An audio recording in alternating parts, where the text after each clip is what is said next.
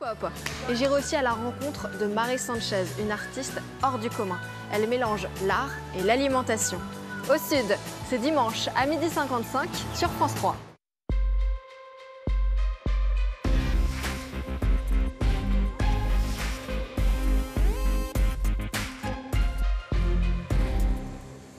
Bonjour à tous et bienvenue dans les Halles de Narbonne. Dimanche en politique s'intéresse aujourd'hui à l'avenir des centres-villes, des centres qui meurent dans plusieurs villes du Languedoc-Roussillon, désertés notamment au profit des zones commerciales. Alors comment y remédier? Comment rendre plus attractifs ces territoires peu à peu abandonnés? Le gouvernement a annoncé un plan doté de 5 milliards d'euros. Suffira-t-il à redonner vie au centre-ville? Évidemment, les maires essayent de trouver des solutions. Nous parlerons de Béziers, la ville la plus touchée de la région. Et puis à Pézenas, eh bien, le maire cherche aussi à maintenir l'activité. Alain Vogel, bonjour. Bonjour. Vous êtes notre premier invité, maire d'hiver droite élu depuis 1995. À Pézenas, une ville de 8500 habitants. Une ville qui n'est pas une des plus touchées, hein. Loin s'en faut, vous en sortez même plutôt bien. Est-ce que c'est le fait d'avoir ce label Ville d'art et d'histoire qui a permis de maintenir de l'activité à Pézenas ? Je crois que la ville de Pézenas est dotée d'un centre-ville qui est attractif, avec effectivement des labels, mais ces labels sont le fruit d'une politique patrimoniale, d'une vie culturelle. Donc nous avons des labels qui entérinent la vitalité du tissu associatif, de la vie culturelle de Pézenas. Donc le label Pays d'art et d'histoire, c'est un label que nous avons depuis 2001. Pézenas a été secteur sauvegardé dès 1965, donc une ville reconnue par André Malraux, et des associations locales depuis fort longtemps travaillent à la sauvegarde et à la conservation du patrimoine, mais pour en faire un patrimoine vivant. Alors il y a la silhouette de Molière qui évidemment est toujours présente à Pézenas. Pour ceux qui ne connaissent pas, il y a des antiquaires, il y a beaucoup de métiers d'art aussi qui sont présents sur place. C'est ça qui explique le fait que vous arriviez comme ça à maintenir de l'activité ? La base, c'est à un moment donné la relation au littoral. Et effectivement, nous avons profité de la mission Racine de l'équipement du littoral. Et la ville s'est redopée à partir du littoral avec une ouverture d'échoppes dans les années 60, en même temps que le secteur sauvegardé est né à Pézenas, la Mirandella d'Elzar. Et c'était en fait donc Pézenas, une ville où de nombreux artisans d'art ont choisi de s'installer. Et la politique culturelle de la ville a encouragé ces artisans d'art, effectivement des antiquaires et des brocanteurs. C'est aussi une petite capitale du vin. Donc de nombreuses choses ont fait que le tissu de la ville et son centre est particulièrement actif et vivant. Et effectivement, aujourd'hui, nous profitons de cet état de fait. Alors ça a pris tout cela. Le patrimoine donc est très présent à Pézenas. C'est un atout, mais ça peut aussi devenir un handicap parce qu'il y a des contraintes qui sont liées à ce patrimoine. Oui, le patrimoine pourrait être un élément pour figer les choses. En fait, il s'agit à Pézenas d'un patrimoine vivant. Donc le fait depuis longtemps de dialoguer et discuter avec les bâtiments de France a permis de dégager des solutions de restauration des immeubles de la ville. La loi Malraux aussi, ce sont des avantages fiscaux.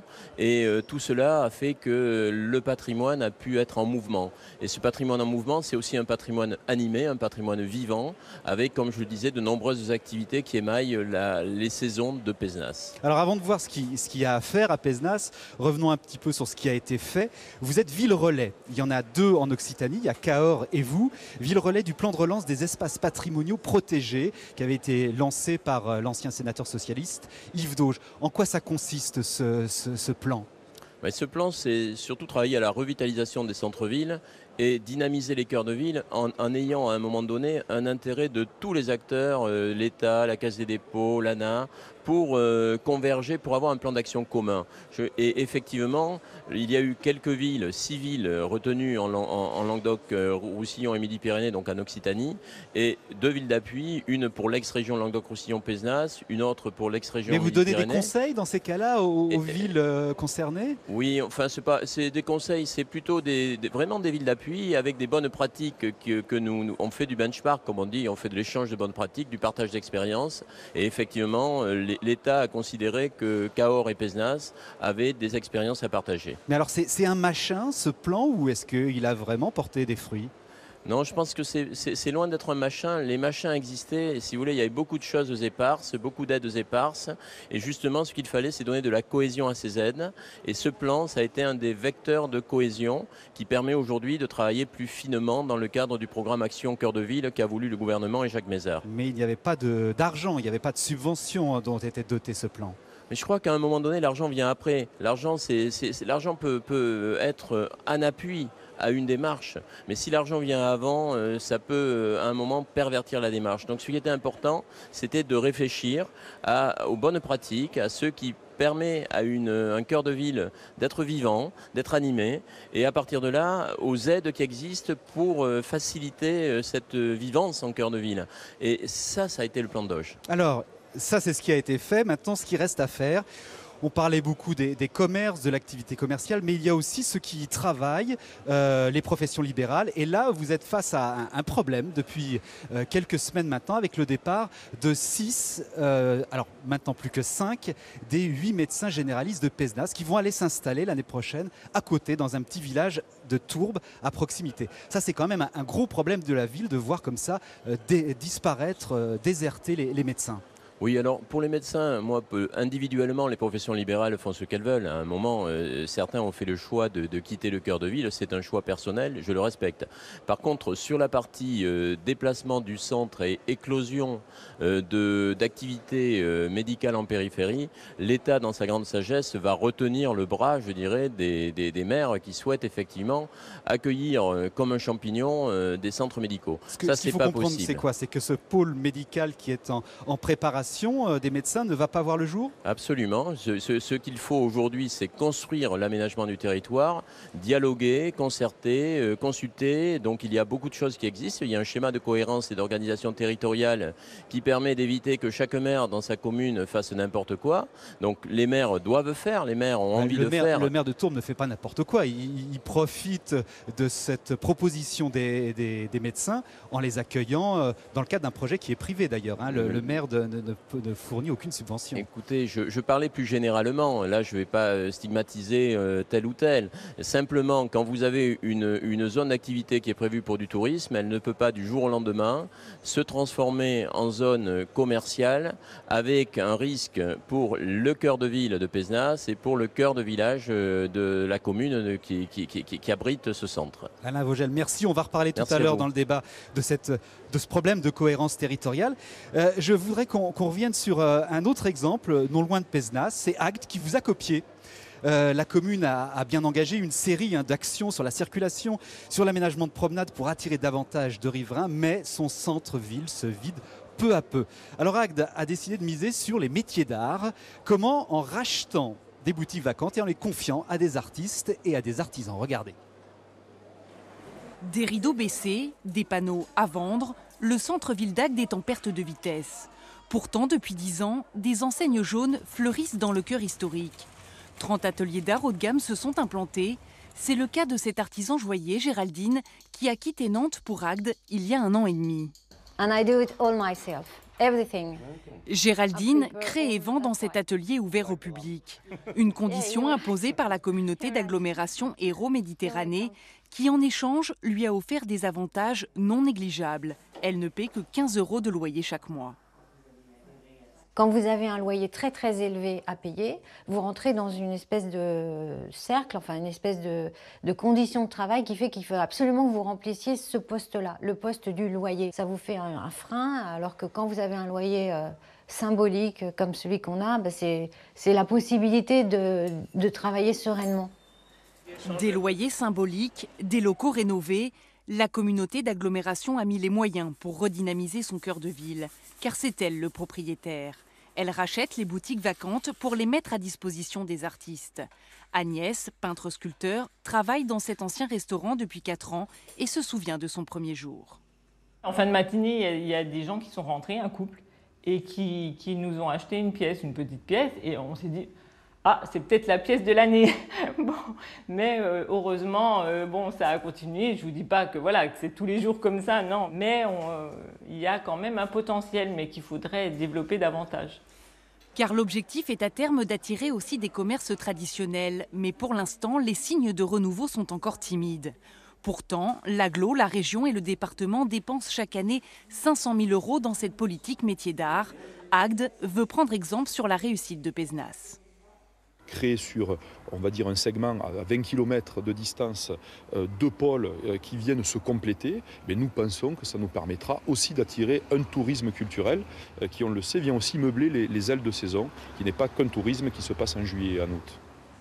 Combien de temps ces financements seront-ils encore disponibles et pour quelle efficacité? Jusque-là, seuls 2 commerces traditionnels se sont installés. C'est peu, trop peu, mais c'est un pari sur l'avenir.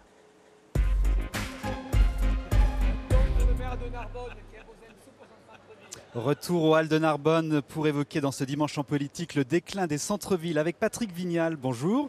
Député de La République En Marche de l'Hérault et président, il faut le noter parce que c'est important, de l'association Centre-Ville en Mouvement. Alors autant dire que vous êtes parti en croisade pour essayer de freiner le déclin des villes moyennes. J'avais retenu une de vos phrases, ces petites villes qui se transforment en mouroirs après 19 heures. Vous n'êtes pas en train de grossir un peu le trait là ?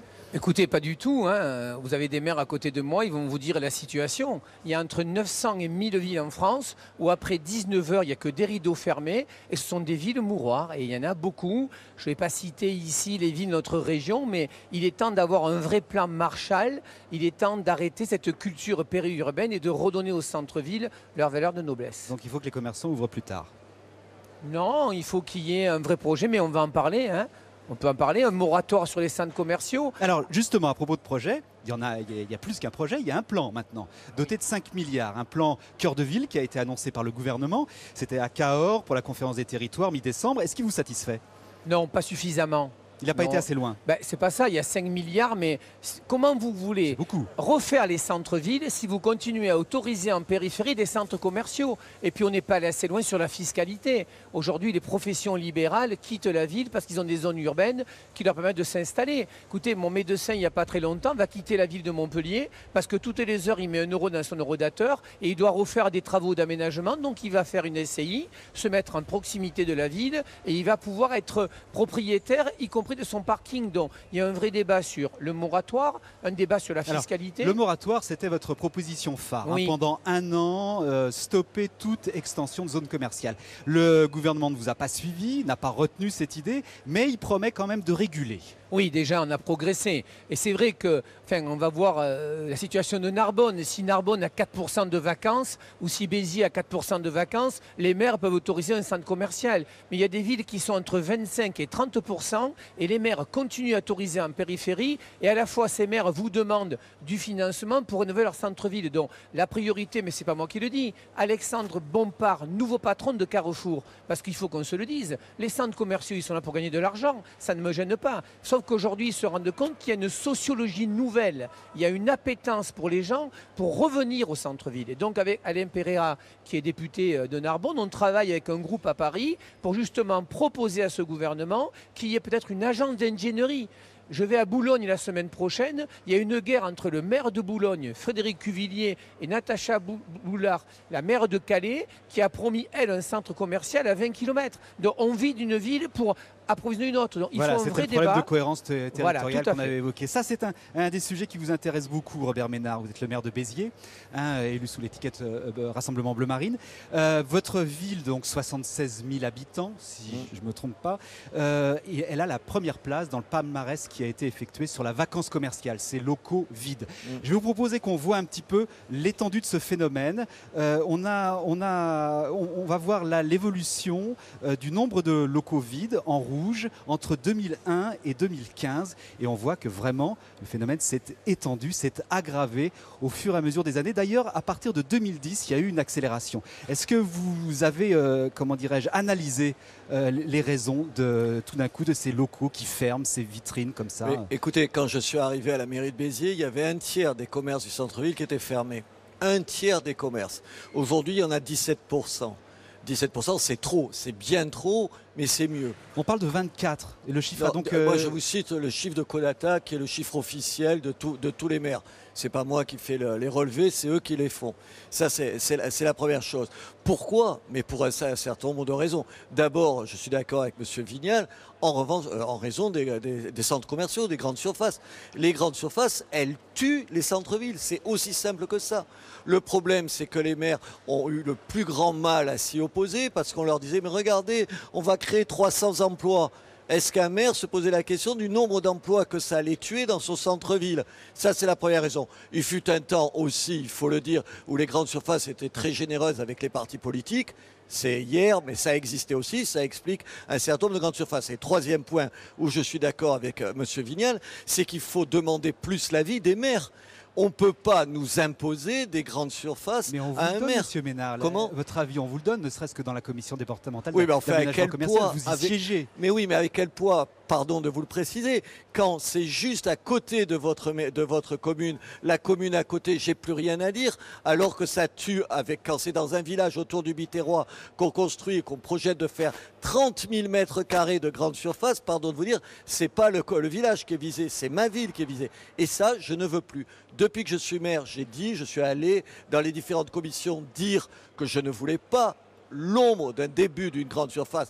Pour l'instant, j'ai obtenu satisfaction, mais on a en face de nous de tels enjeux financiers, une telle force de persuasion, de tels moyens que c'est difficile. Moi, je pense que dans ma ville, en tout cas, je l'ai dit, il faut 5 ans ou 10 ans sans aucune grande surface.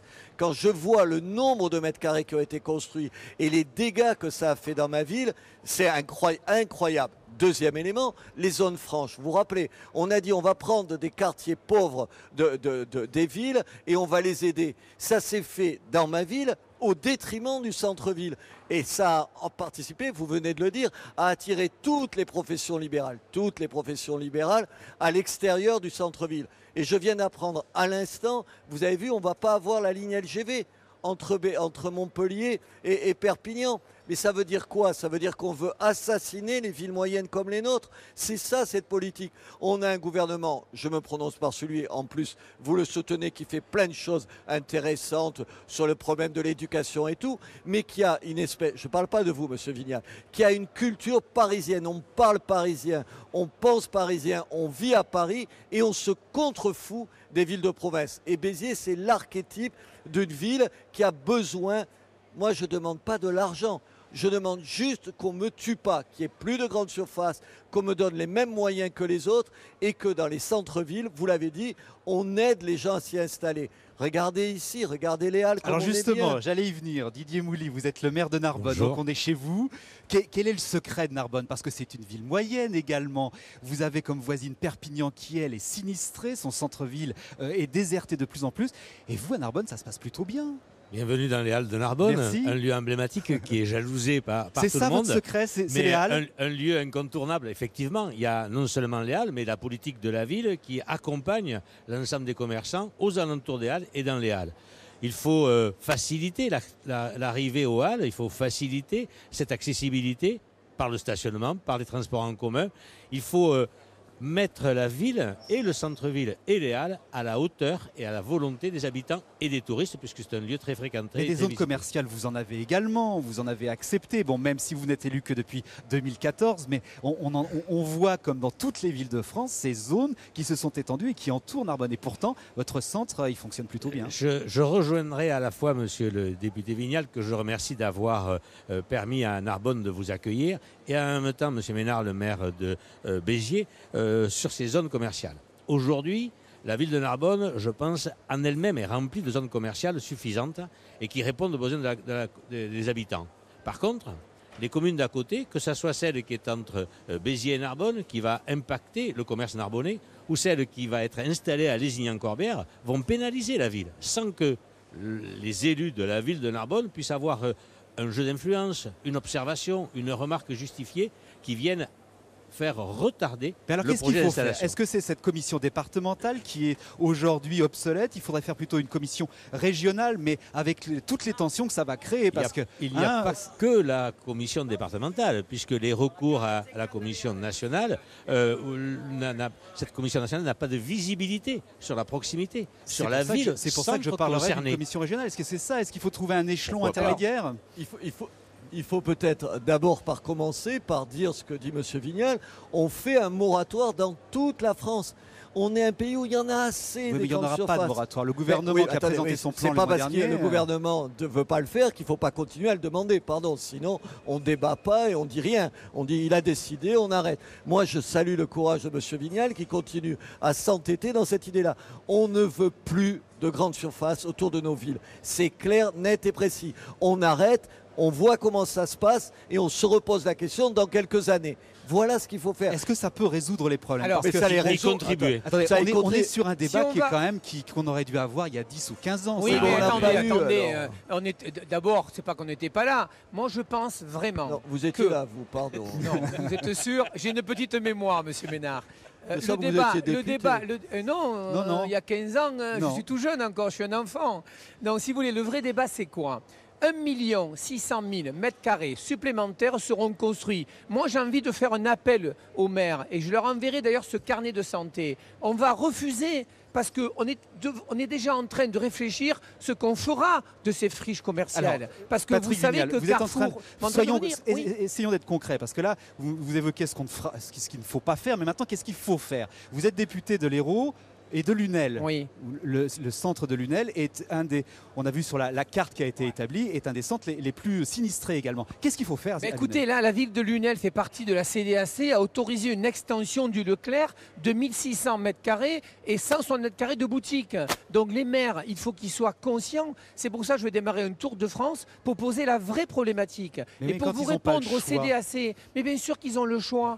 Bien sûr qu'ils ont le choix. Le maire de Béziers a eu le choix, le maire de Narbonne aussi. Je vais à Carcassonne semaine prochaine, qui est une ville sinistrée. Il faut que le maire, s'il n'a pas les outils, s'il n'a pas les moyens, il faut que l'État et le gouvernement montent une agence d'ingénierie qui accompagne. Parce qu'on l'a dit, vous êtes maire d'une commune, vous avez tous les jours des demandes de logement et d'emploi. Moi, je peux comprendre le maire. Moi, je veux l'aider, l'assister. Surtout qu'on a des outils. On travaille avec Ecofinance. On a dans la loi de finances déjà des possibilités. Taxons les friches commerciales. Essayons dans les commerces du centre-ville d'avoir des loyers de commerce qui sont au plus bas. C'est un Il y a petit peu des ce que maires propose le comme plan Montrouge. gouvernement Oui, quand même. Hein. Montrouge, le maire, il a fait une SEM, il a fait des locaux commerciaux qu'il a donnés à des résidences d'artistes, qu'il a donné à des boutiques éphémères, qu'il a donné à un coworking. C'est ça la ville de demain. Robert Ménard.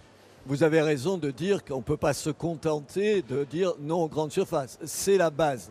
Ensuite, vous croyez pas qu'on reste inactif en disant on va attendre. Bien sûr qu'il y a plein de mesures à prendre dans les centres-villes. Alors vous en avez pris une très, très emblématique, c'est de refuser le départ des Galeries Lafayette il y a quelques années. Ça, c'est vrai que ça a été... C'est un choix.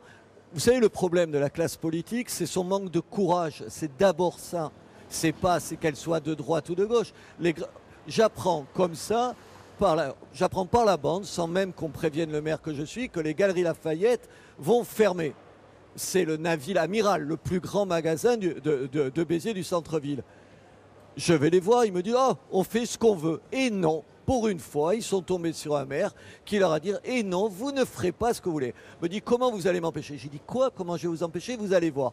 2 jours après, je lui ai dit « Écoutez, venez dans ma ville, vous allez voir la campagne d'affichage qu'on va vous faire. » Et j'ai pris à partie la patronne, c'est une dame qui est la propriétaire des Galeries Lafayette en France, et on a fait une affiche terrible sur elle. Vos affichages, Monsieur Bénard, est-ce que c'est Attendez, pas un je petit vais peu juste finir, et j'ai continué à lui dire, j'ai dit, et là c'est sur Béziers, si vous continuez à dire que vous fermerez le magasin, c'est à Paris que je le fais. Et j'irai aux Galeries Lafayette, boulevard Haussmann, et vous verrez ce que c'est vous faire de la contre-publicité. 2 jours après, ils m'ont dit « Ah mais on va discuter ». On a discuté, on a le volontarisme. On a racheté le bâtiment aujourd'hui et on a loué aux Galeries Lafayette à quelqu'un qui a repris l'ancienne Galerie Lafayette et ils ont fait 2 millions de travaux et les Galeries Lafayette redémarrent. Ça veut dire quoi? Je l'ai fait exactement de la même façon avec la bibliothèque, avec la librairie. on m'annonce, on va fermer la librairie. Vous savez, la librairie qui est depuis le 19e siècle à Béziers. Fermer une librairie dans une ville, on le sait, on est maire de ça, où vous êtes député. Fermer une librairie qui a plus d'un siècle, c'est tuer votre ville. Je voulais vous poser une question, monsieur Ménard. Je la rachèterai. Vous avez évoqué vous-même l'affichage. Est-ce que c'est pas contre-productif, vos affichages qui sont quand même très polémiques, très controversés? Est-ce que ça va pas faire justement reculer un certain nombre d'investisseurs privés qui voudraient bien aller à Béziers, mais quand ils voient les affiches que vous faites, ils peuvent... Pardon, je viens de vous expliquer que pour les Galeries Lafayette, ça a été d'une efficacité redoutable. Oui, vous leur avez fait peur. Et ils sont revenus. Mais vous avez racheté aussi. Vous avez... Et alors? Il y a un prêt là qui court en ce moment. Et alors? Et pourquoi je ne rachèterai pas? Et je le revendrai en plus, comme on a préempté, on l'a payé tellement peu cher qu'on gagnera de l'argent. Bon, attendez, mais c'est incroyable. Moi, oui, je suis volontariste. Oui, je veux changer les choses. Oui, je veux que les Français sachent que Béziers, sur une carte, c'est là. Pardon de vous dire que depuis 4 ans, ils savent où est Béziers. Et ça attire un certain nombre d'investisseurs. Des gens comme le groupe Bouygues, Pitch Promotion, des grands groupes immobiliers qui ne regardaient même plus Béziers, sont de nouveau à Béziers. J'ajoute, puisque j'ai un député de la majorité ici, que si vous voulez tuer le centre-ville, il faut que vous continuiez avec la loi Pinel. Vous savez ce que c'est la loi Pinel? Les avantages financiers que vous avez quand vous investissez dans ma ville. 80% des logements bénéficient de ces aides fiscales. On ne va pas rentrer dans le détail. Supprimer les lois Pinel, c'est tuer un peu plus nos centres-villes. Moi, ce que je veux bien, c'est, je ne veux pas qu'on dise, je ne vous reproche pas à vous personnellement, je sais votre engagement. Je ne veux pas qu'on me dise, monsieur le maire, prenez votre part de responsabilité et que toutes les semaines, on prenne une mesure où c'est un coup de poignard dans le dos. Je ne veux pas ça. D'accord. Alors, avant de vous donner la parole, Patrick Vignal, un mot quand même du Didier Moulier. On parle beaucoup donc est-ce qu'on ne parle pas en fait de... C'est au-delà d'un enjeu commercial, c'est un enjeu de société, mais aussi un changement des comportements qui est demandé parce que les gens sont aussi bien contents de pouvoir profiter de commerce et de services en périphérie, à proximité. Je ne suis pas aussi grand orateur que monsieur le député et monsieur le maire, mais effectivement, je pense que la question initiale que vous avez posée sur le plan du gouvernement, c'est un plus et qu'il ne faut pas négliger. Il ne faut pas être contre, il faut le compléter ou l'accompagner. Et je pense que les centres-villes qui avaient été oubliés par tout le monde, puisqu'on avait des quartiers prioritaires, des quartiers avec des aides particulières, je pense que l'ensemble des collectivités doivent travailler dans le même sens, même si ça ne rentre pas dans leurs compétences particulières. Vous avez abordé les sujets des grandes surfaces, c'est l'agglomération, le département qui doivent accompagner les communes pour avoir un sens, un schéma de la part de ces grandes surfaces. Il en est de même pour les centres-villes proprement dit. L'ensemble des collectivités doivent participer à la réaménagement, à la réhabilitation de l'ensemble de l'habitat. Il faut que l'habitant de la ville se sente bien dans sa ville par une architecture agréable, des façades refaites, des vitrines accompagnées. C'est tout le monde qui doit s'y mettre. Et ce n'est pas que simplement un maire par rapport à un plan ou par rapport à des lois qu'il ne maîtrise pas. Patrick Vignal, en 20 secondes, on conclut. Moi, ce que je veux dire, c'est que c'est un problème d'aménagement de territoire. Le centre-ville, ce n'est pas du commerce, c'est du peuplement. Il y a des villes où on a mis des gens pauvres qu'on a laissés. On a vidé l'essence du centre-ville pour la périphérie. Moi, je veux donner de la justesse. De la justesse, c'est le moratoire des centres commerciaux, une fiscalité de prohibition libérale et revenir les gens. Les jeunes générations veulent revenir au centre-ville. Nos anciens des EHPAD veulent rester dans leur centre-ville. C'est ça la justice sociale. Très bien. Merci à tous les trois d'avoir participé à ce débat qui était animé. On sent que c'est un problème qui vous occupe. Le prochain Dimanche en politique, eh bien, il aura lieu dans un mois, le 4 mars, puisqu'on va faire une trêve à l'occasion des Jeux Olympiques d'hiver qui sont diffusés sur notre chaîne de France 3. Vous pouvez revoir cette émission sur notre site internet occitanie.france.